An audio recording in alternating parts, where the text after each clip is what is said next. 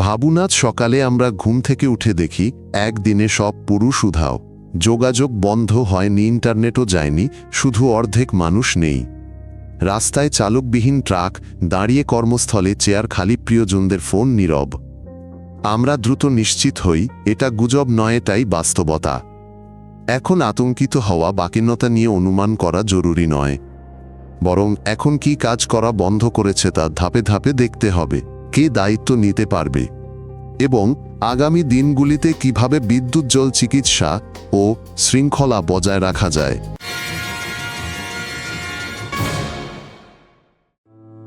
প্রথম ঘন্টায় ডিউটি ও শিফট ভেঙে যায়, ফ্লাইট বিলম্বিত হয়, ট্রেন চলে না, রাস্তায় পড়ে থাকে পরিত্যক্ত ট্রাক।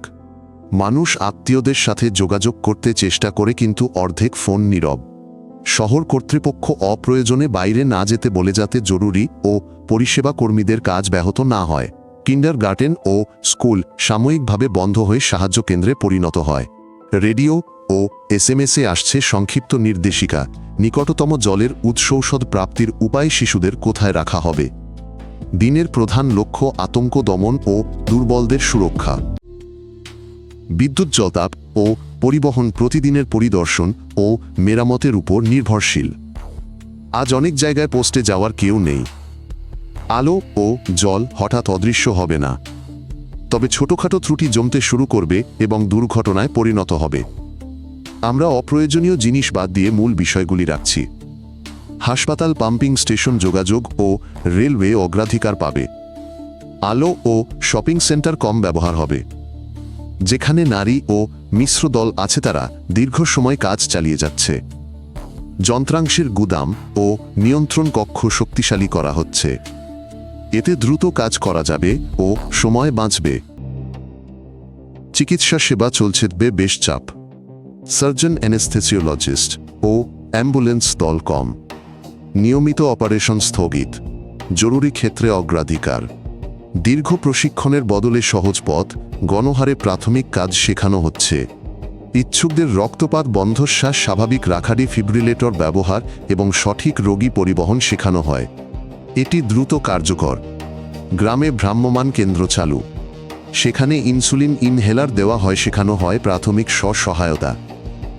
গর্ভবতী নারী, শিশু, বয়স্ক ও দীর্ঘস্থায়ী রোগীর সেবায় অগ্রাধিকার। যেখানে পুরুষরা নেতা ছিলেন, সেখানে খালি আসন পড়ে আছে।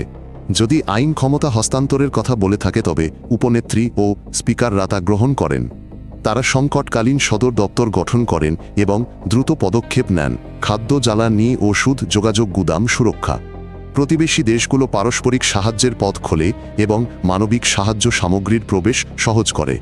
তারা বিদ্যুৎ কর্মী ও চিকিৎসকদের দল বিনিময় করে পথ চলাচলের রুট সমন্বয় করে। আন্তর্জাতিক সংস্থাগুলো ঘাটতির তালিকা তৈরিতে এবং সবচেয়ে জরুরি সমস্যা সমাধানে সহায়তা করে। আলাদাভাবে সাইবার নিরাপত্তা জোরদার করা হয়। ব্যাংক ও যোগাযোগ নেটওয়ার্কের জন্য সাধারণ ব্যাকআপ নিয়ম এবং ত্রুটির ক্ষেত্রে স্পষ্ট যোগাযোগের দরকার। ভয় ও অচলাবস্থায় বাজার পড়ন্ত। ব্যবসায়িক প্রতিবেদন ও লেনদেন সরল করা হচ্ছে। খাদ্য, ওষুধ, জ্বালানি ও যোগাযোগই এখন মূল বিষয়। আসন্ন সপ্তাহগুলোতে খাবার ও জ্বালানি সবচেয়ে জরুরি। খামার, শস্যকল ও রুটি কারখানায় নিরাপত্তা ও অগ্রাধিকারও ভিত্তিক পরিবহন দেওয়া হচ্ছে। ওষুধের দোকানেও বিশেষ সরবরাহ পৌঁছানো হচ্ছে। দোকানে একবারে কেনার সীমা রাখা হচ্ছে, যাতে তাক খালি না হয়। সরকার কর মওকুফ করছে এবং সস্তা ঋণ দিচ্ছে। একই সাথে নারী কর্মীদের দ্রুত চাষের যন্ত্র চালাতে শেখানো হচ্ছে। এতে ফসল বোনা ও সংগ্রহ ব্যাহত হবে না। পুলিশ ও উদ্ধারকর্মীর অভাব রয়েছে, পৌঁছানোর সময় বাড়ছে। বেশিরভাগ নাগরিক শান্ত আছেন এবং প্রতিবেশীদের সাহায্য করছেন। তবে ডাকাতি ও গুদাম দখলের চেষ্টা হতে পারে। ঝুঁকিপূর্ণ এলাকায় রাতে চলাচলে নিষেধাজ্ঞা আরোপ করা হয়েছে। হাসপাতাল ও জ্বালানি ডিপো ও যোগাযোগ কেন্দ্রের নিরাপত্তা বাড়ানো হয়েছে। ক্যামেরা ও উঠানের আলো প্রতিরোধক হিসেবে কাজ করছে। নারী স্বেচ্ছাসেবক দল পৌর কর্মীদের সাথে পানি ও খাবার বিতরণ কেন্দ্রে ডিউটি দিচ্ছে।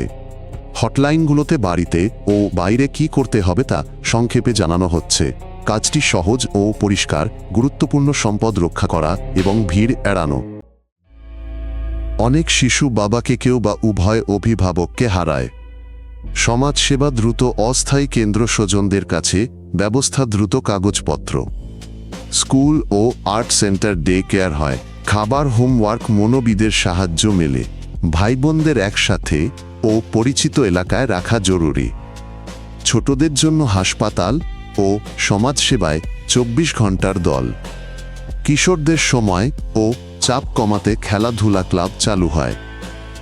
শিক্ষকদের শোক মোকাবেলার সহজ নির্দেশিকা দেওয়া হয়। শুক্র ব্যাংক চালু হলেও মজুত ও সরঞ্জাম সীমিত। নারী ও সমলিঙ্গের দম্পতিদের জন্য স্বচ্ছ ও নির্ভুল হিসাব রাখা হয় যাতে আত্মীয়তার ভুল এড়ানো যায়। সীমিত প্রক্রিয়ার নিয়ম শিথিল ও সুবিন্যস্ত হচ্ছে। চিকিৎসকরা কেন্দ্র বাড়াচ্ছেন, বিজ্ঞানীরা উন্নত করছেন সংরক্ষণ। এটি সাময়িক স্বস্তি দিলেও চূড়ান্ত সমাধান নয়। প্রয়োজন বিশেষজ্ঞ উপকরণ, ল্যাব ও স্থিতিশীল সরবরাহ। কর্মক্ষমতা বাড়াতে ভ্রূণবিদ ও নার্সদের প্রশিক্ষণ চলছে। সকল সিদ্ধান্ত স্বচ্ছভাবে সহজ ভাষায় ব্যাখ্যা করা হয়, কোনো দ্রুত সমাধানের আশ্বাস ছাড়া। অন্তরঙ্গ জীবন থাকবে, ভিন্ন রূপ নেবে। অনেকের দরকার সমর্থন ও স্পষ্ট পরামর্শ, শোক সান্ত্বনার ভেদ সীমানা, শ্রদ্ধার ও আত্মরক্ষার উপায়। বাজার সরঞ্জাম ও পরিষেবা দেবে, কিন্তু মূল হবে যত্ন ও সম্মতি। মনস্তাত্ত্বিক সাহায্য ক্ষতি কাটিয়ে উঠতে ও আসক্তি এড়াতে সহায়ক। অনলাইন ও স্থানীয় গোষ্ঠীগুলি দেবে ভরসা। স্কুল ক্লিনিকে সহজ ভাষায় শিক্ষাদান হবে। নিরাপত্তা, সম্মতি, আত্মসম্মান ও সঙ্গীর প্রতি শ্রদ্ধা। মূল কথা চাপানো নয়, সাহায্য করা। সংস্কৃতি দ্রুত সাড়া দেবে। নিরাপত্তা ও মৌলিক চাহিদার কারণে কনসার্ট, উৎসব ও প্রদর্শনী স্থগিত হবে। প্রথম সপ্তাহের ঘটনা নিয়ে তথ্যচিত্র তৈরি হবে। অবকাঠামো রক্ষণাবেক্ষণকারীদের নিয়ে সিনেমা ও সিরিজে বেশি গল্প থাকবে। সঙ্গীত ও চলচ্চিত্র আর্কাইভ সংরক্ষণ ও পুনঃপ্রকাশ করা হবে। দল ও নির্মাণ সংস্থাগুলির জন্য তহবিল ও রাষ্ট্র অনুদান দেবে। পাঠাগারগুলি প্রাথমিক সহায়তা ও জেনারেটর চালনার মতো মৌলিক দক্ষতা শেখাবে। নারীদের ঘর কাজ ও প্রিয়জনদের যত্ন সামলাতে হয় যা কঠিন। কিছু সহজ পদক্ষেপ কাজে আসে। কাজের তালিকা, প্রতিবেশীর সাথে কেনাকাটা, ডিউটি রোস্টার পড়া ও শিশুদের নিয়ে পারস্পরিক সাহায্য। যেখানে সম্ভব নিয়োগকর্তারা নমনীয় ও দূরবর্তী কাজের ব্যবস্থা করছেন। মনোবিদ ও স্বেচ্ছাসেবীরা অবসাদের লক্ষণ ব্যাখ্যা করেন। ঘুম না হওয়া, শক্তিহীনতা, কান্না পেলে সাহায্য চাওয়া জরুরি। দুর্বলতার জন্য নিজেকে লজ্জা দেবেন না। ছোট ছোট জিনিসের সাহায্যে শক্তি গড়ুন, যেমন খাবার, জল, কথা বলা, স্বল্প বিরতি। স্বাস্থ্যকর্মী ও শিক্ষকদের জন্য আলাদা সহায়তা লাইন চালু করা হয়েছে। মানুষ মন্দির, কমিউনিটি হল এবং সাংস্কৃতিক কেন্দ্রে যায়। সেখানে বিদায় অনুষ্ঠান ও সহায়তা গোষ্ঠী চলে। পুরুষ নির্ভর প্রথাগুলো নারীদের জন্য অভিযোজিত হচ্ছে। অনলাইনে নাম ও কাহিনী সহ স্মৃতি গোষ্ঠী তৈরি হচ্ছে। সহজ সমাধান নিয়ে নতুন আন্দোলনও দেখা যাচ্ছে। তবে তারা যেন মানুষকে সঠিক ও ভুলভাগে বিভক্ত না করে। ধর্মীয় ও ধর্মনিরপেক্ষ নেতারা অলৌকিকতার প্রতিশ্রুতি ছাড়া শোক কাটিয়ে উঠতে সাহায্য করেন। উঠান ও স্কুলগুলোতে নীরবতা পালন ও প্রতিবেশী সম্মেলন হয়। এটি মানুষকে সমর্থন ও পাশে থাকার অনুভূতি দেয়। কিছু কারখানা ও পরিবহন বন্ধ হবে, সাময়িকভাবে দূষণ কমবে। এটা জয় নয়। ময়লা না সরালে ও শোধনাগার না চালালে রোগ ও আগুনের ঝুঁকি বাড়ে। খামার ও পশুর দৈনিক যত্ন চাই। তাই কৃষিজল ও হাসপাতালের মতোই গুরুত্বপূর্ণ। স্থানীয় প্রশাসনের সহায়তায় নারী দল খাদ্য, জলসার ও ফসল তোলার কাজ করে। শহরের সহজ পরিকল্পনা দরকার। জল ও পয় নিষ্কাশন, প্রথমে প্রতিদিন বর্জ্য নিষ্কাশন, সবুজ অঞ্চল, তাপ ও ধোঁয়া কমাতে। রাসায়নিক গুদাম ও জ্বালানি ট্যাঙ্কও অতিরিক্ত নিয়ন্ত্রণ করা হয়। অংশীদার হারানো ও চাপের কারণে জন্মহার কমবে। স্পার্ম ব্যাংক থাকলেও জনসংখ্যা বৃদ্ধি অনেক বছর কম থাকবে। এটি স্কুল কর্মশক্তি ও ভবিষ্যৎ পেনশনের ওপর আঘাত হানবে। রাষ্ট্রগুলো মানুষকে বেশি সময় পেশায় রাখবে। ভারী কাজে মেশিন, রোবট বাড়াবে। নারীদের দ্রুত প্রযুক্তি, জ্বালানি ও পরিবহনে প্রশিক্ষণ দেবে। নারী বিশেষজ্ঞদের আকৃষ্ট করতে অভিবাসন নিয়ম শিথিল হবে। দ্রুত কোনো অলৌকিক ফল আসবে না, এটি দীর্ঘ প্রক্রিয়া। পৌরসভা কম ভর্তির জন্য স্কুল কিন্ডারগার্টেন পরিকল্পনা করবে ও সন্তান ইচ্ছুক পরিবারকে সহায়তা দেবে। সম্ভবত আগামী বছরগুলিতে সমাজ ভূমিকা ও পেশার একটি নতুন ভারসাম্য তৈরি করবে। মেয়েরা প্রায়শই প্রকৌশল ও কারিগরি পেশায় যাবে।